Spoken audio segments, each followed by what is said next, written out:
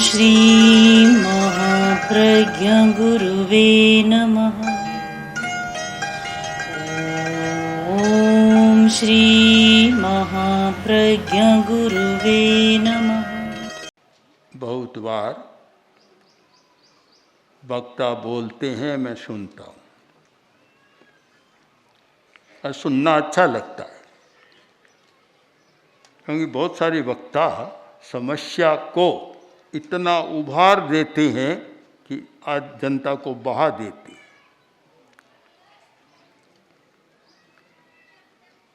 बोलना इसलिए अच्छा नहीं लगता कि बोलने का अर्थ क्या हो, सुनने वाला को। मीठी मन की मौन सुनने वाला को। कौन सुनने वाला है? और हम सुनाकर करेंगे भी क्या? हमें केवल समस्या को उभारना नहीं है, समस्या को सुलझाना है। और प्राय यह होता है कि हम लोग बोलते हैं, समस्या को बहुत उभार देते हैं। उभारने का काम अधिक होता है, सुलझाने का काम बहुत कम होता है। हम सुलझाने की बात करें।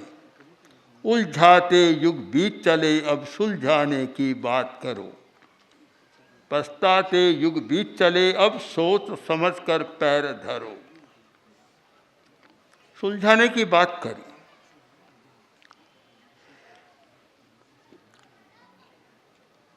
सबसे बड़ा कष्ट है अज्ञान। अध्यात्म के चिंतन में एक आचार्य ने बहुत सुंदर बात कही कि अज्ञानं खलु कष्टं क्रोधादिभ्योऽपि सर्व पापेभ्य। क्रोध करना, अहंकार करना, लोभ करना बुरा है, किंतु आचार्य कहते हैं इतना बुरा नहीं जितना बुरा है अज्ञान। अज्ञानी नहीं जानता अर्थं हित महितं वा न वेत्ति येनावृतो लोके। अज्ञानी नहीं जानता क्रोध करना बुरा है, क्यों नहीं क्रोध करेगा।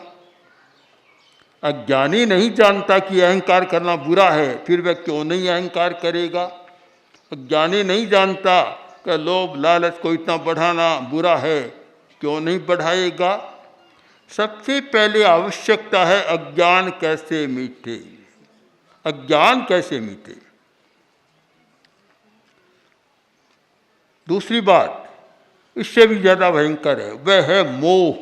महामोह विजृंभितम।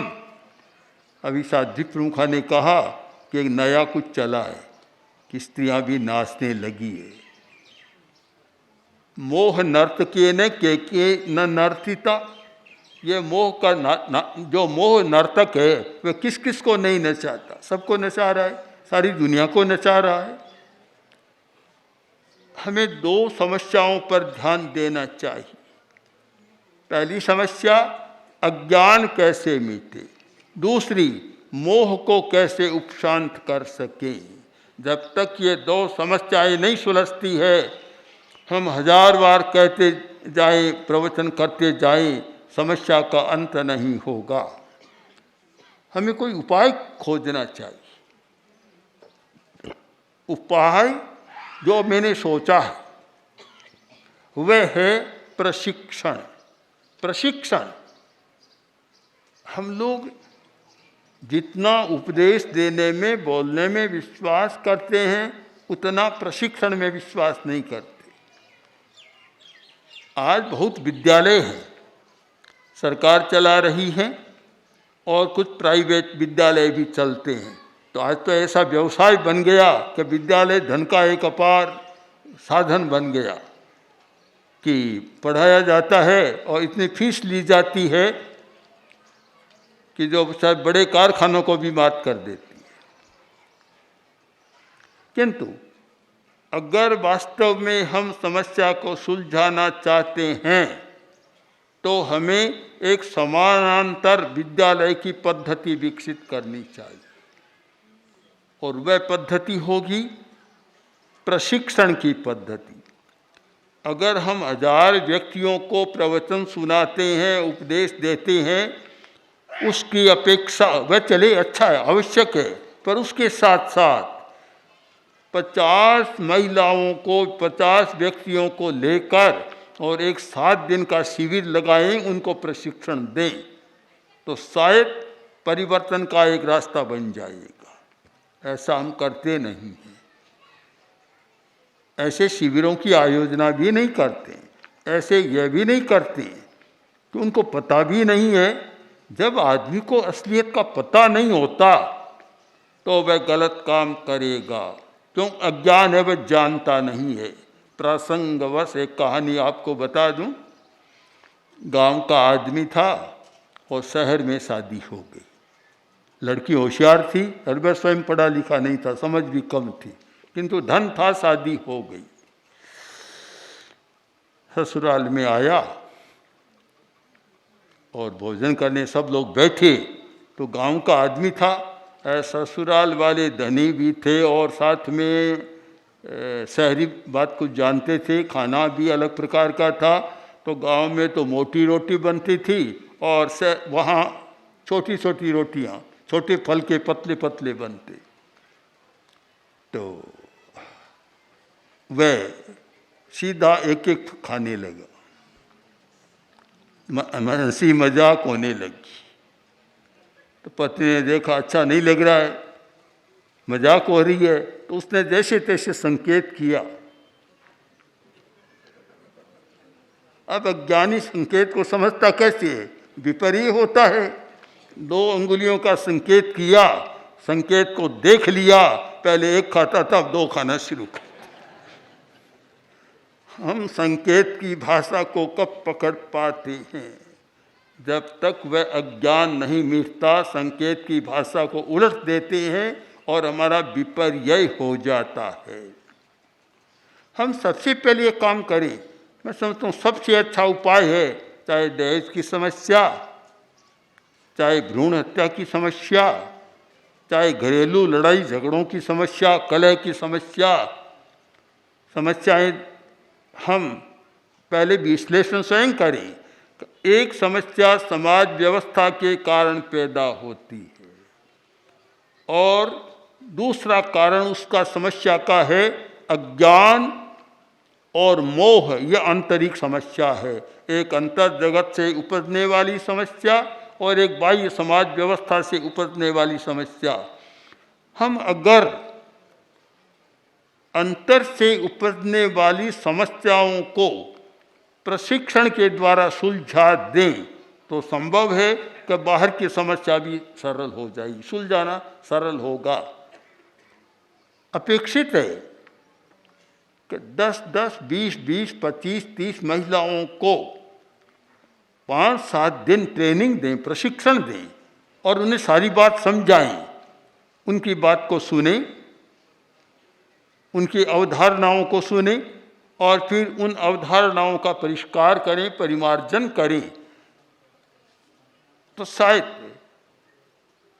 एक रास्ता बन सकता है कि परिवर्तन आ रहा है। आचार्य तुलसी पढ़ाते थे। हम छोटे थे, दीक्षित हुए, हमें पढ़ाते थे। पढ़ना बड़ा कठिन था, मेरे लिए तो बहुत कठिन था। पढ़ने में मन ही नहीं लगता था, रुचि भी नहीं थी, क्योंकि पढ़कर तो आया नहीं, सीधा मुनि बना था, कोई स्कूली शिक्षा भी नहीं थी। आज तो हमारे सब मुनियों के पास डिग्री है, चाहे 3 कक्षा की। उस वही बात चली तो साध्वी प्रमुखा ने पूछा एक हमारे छोटे संत को कि कितने का 3 कक्षा, तो इन्होंने कहा मैं ही 3 कक्षा के बराबर हो गए।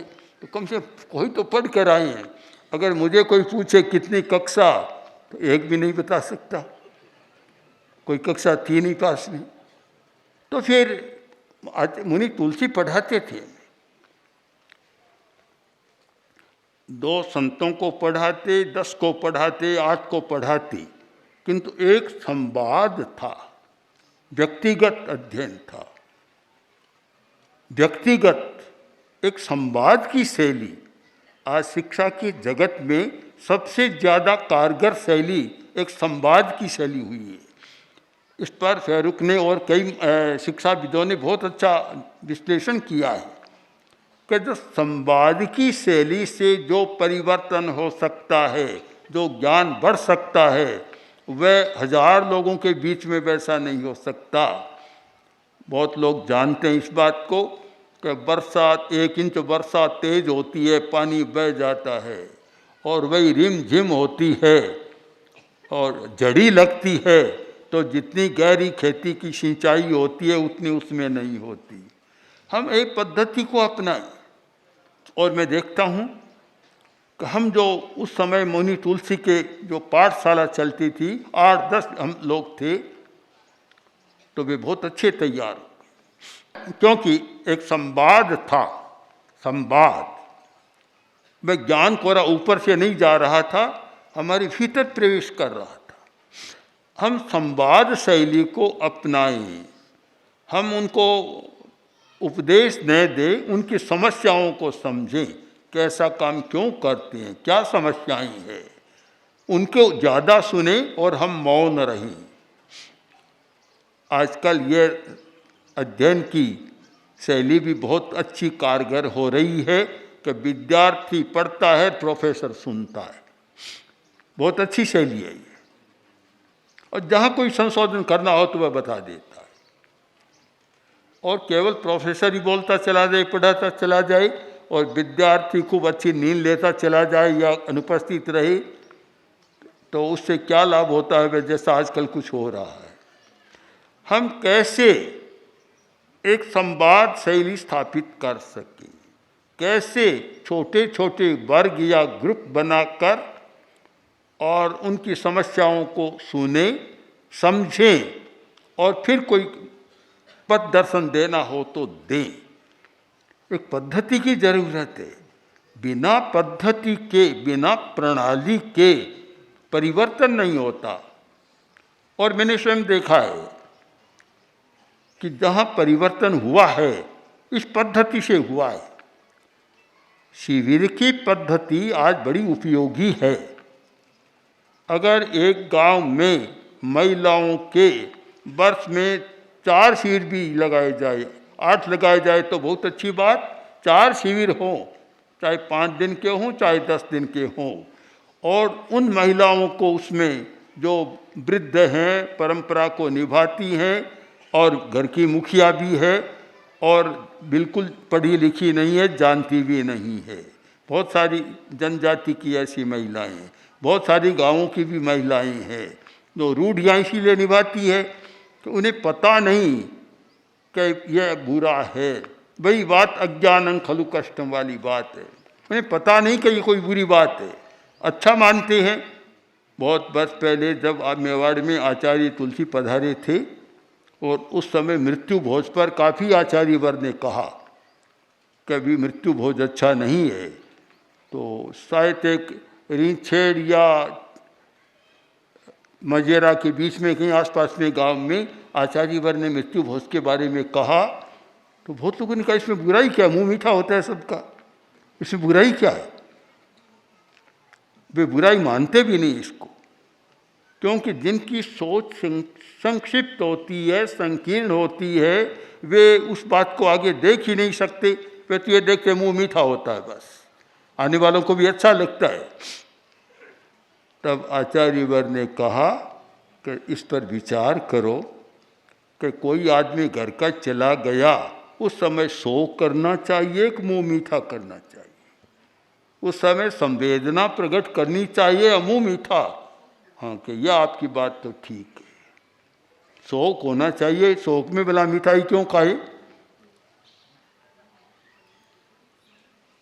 मैंने देखा उस संवाद शैली से जो ग्रामीण लोग थे, उनका दिमाग भी हिल गया कि हमें इस बारे में सोचना चाहिए।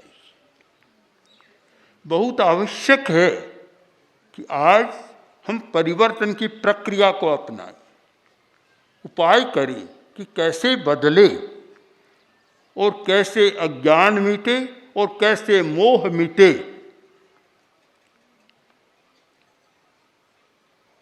उपाय सही दिशा में हो, सही दिशा में हो। नाचने की बात है, उत्तराध्ययन सूत्र में प्रसंगवश एक जो बात आई है और उसकी आचार्यों ने बड़ी अच्छी व्याख्या की है कि ये जो गाना बजाना सारा होता है ये मोह विजृंभित है। एक बार एक भील जंगल में रहने वाला आदमी शहर में आ गया, और शहर में इसलिए आया था कि जंगल में राजा भटक गया था, तो उसने राजा का सहयोग किया था, पानी पिलाया था, जब प्राण संकट में थे बचाया था। तो राजा ने कहा तुम भी मेरे गांव में कभी आ जाना। आ गया और बाहर खड़ा रहा, अब लोगों ने जाने नहीं दिया।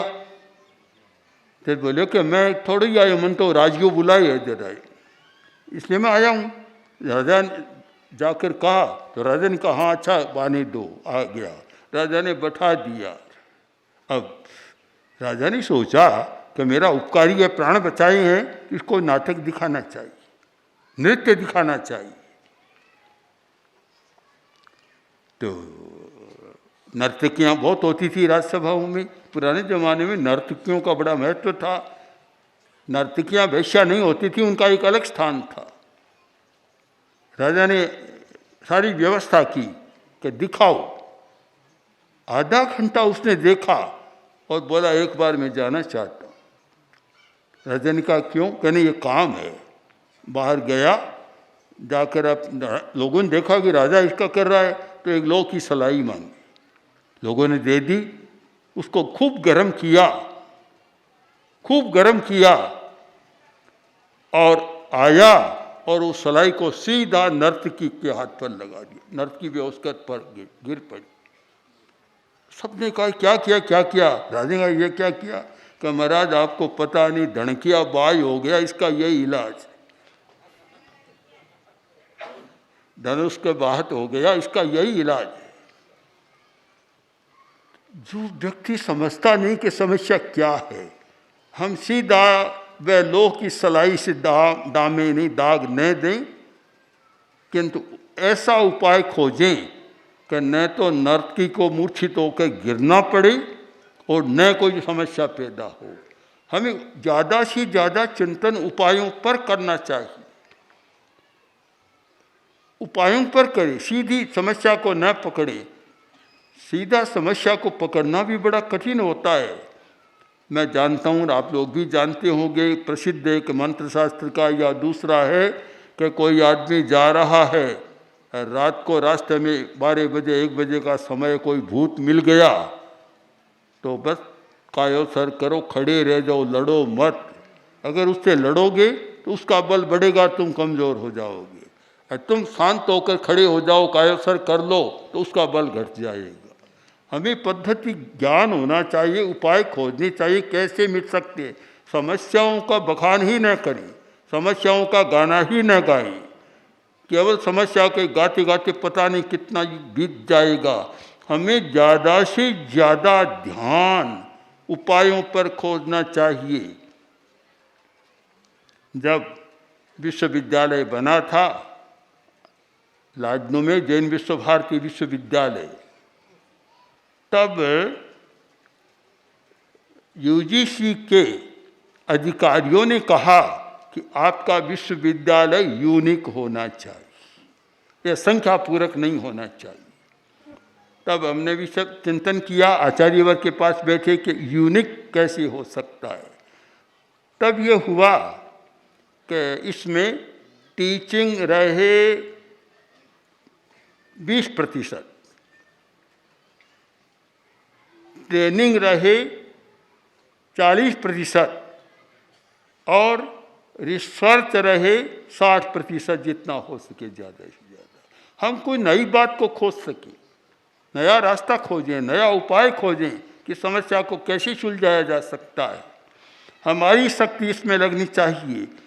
जो महिला मंडल है या महिलाओं के क्षेत्र में काम करने वाले जितने लोग हैं, चाहे पुरुष हैं चाहे स्वयं महिलाएं हैं, नए नए उपाय खोजें, रिसर्च कराएं कि हम इसको कैसे बदल सकते हैं, तो रास्ता मिल सकता है।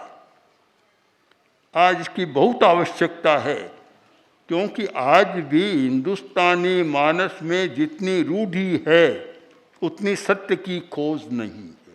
रूढ़ियाँ बहुत है और रूढ़ियाँ स्वाभाविक है, केवल हिंदुस्तान में नहीं, आज जो विकसित राष्ट्र है जहाँ शिक्षा का बहुत विकास है, वहाँ की बड़ी विचित्र रूढ़ियाँ वहाँ भी आज चल रही है।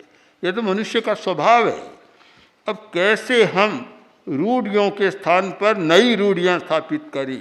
हमें रूढ़ी तो स्थापित करना पड़ेगा, रूढ़ी के बिना कभी समाज नहीं चल सकता। किंतु जिन रूढ़ियों की उपयोगिता समाप्त हो गई, उन रूढ़ियों को तो समाप्त करें, उनके स्थान पर नई रूढ़ियाँ स्थापित करें।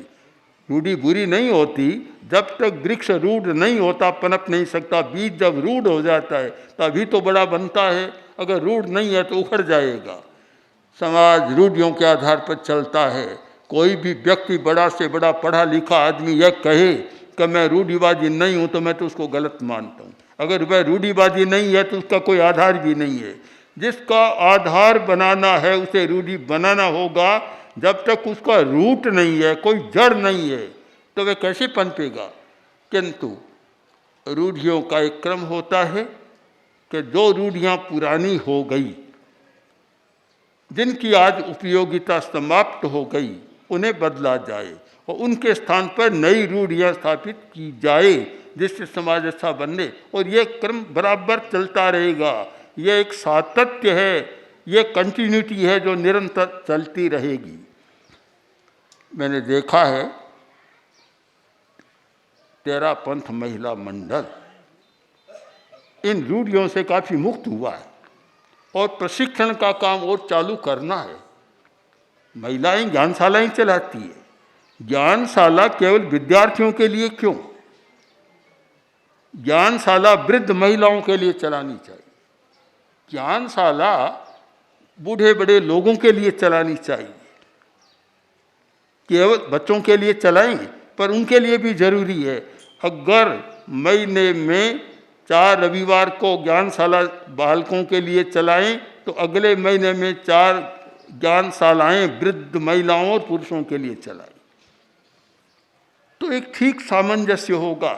नहीं तो वह परिवर्तन नहीं हो सकता। इससे शैली में परिवर्तन करें। मैंने देखा है अखिल भारतीय तेरा पंथ महिला मंडल ने कुछ नए काम शुरू किए, ग्रामीण विकास के काम शुरू किए। थोड़े समय में उन्होंने जो काम किए हैं उनको एक कीर्तिमान कहा जा सकता है। महिलाएं स्वयं गाँव में जाकर और किस प्रकार ग्रामीणों को बदल रही है। आप नारी लोक निकलता उनकी पत्रिका देखें, आपको आश्चर्य होगा कि थोड़े समय में वे कहाँ तक पहुँच रही है। महिलाएं कर सकती है। अब मैं चाहता हूँ कि इस पर सोचें कि वृद्धों, चाहे स्त्री है चाहे पुरुष है, वृद्धों के ज्ञानशाला कैसे चलाएं। वृद्धों की भारी समस्या है। समस्या बालकों की नहीं है, वृद्धों की ज़्यादा समस्या है। एक तो वृद्ध लोग हैं, वे रूढ़ी को पालने वाले। दूसरी समस्या उनमें हीन भावना भी है, क्योंकि जवानी में जब काम का होता है जितनी पूछ होती है, बुढ़ापे में होती नहीं, तो उनमें हीन भावना है। दुख भी है उनमें है। पहले कोई मुझे कितने पूछते, आज कोई पूछता भी नहीं है, घर का आदमी भी नहीं पूछता है। और भी वृद्धों की काफ़ी समस्याएं हैं। तो हम सर्वांगीण दृष्टि से काम करें, नीचे से शुरू करें। जहाँ बच्चों की, छोटे लड़कों की ज्ञानशाला चलाएं, वहाँ वृद्धों की भी ज्ञानशाला चलाएं। मैं समझता हूँ इस प्रकार हम चिंतन पूर्वक एक ऐसी पद्धति का निर्माण करें जिससे परिवर्तन घटित हो सके। केवल सुनने से होता है मैं नहीं मानता, होता तो है, फालतू भी नहीं मानता, आवश्यक मानता हूँ, पर समग्र परिवर्तन के लिए हमें प्रक्रिया और अपनानी होगी।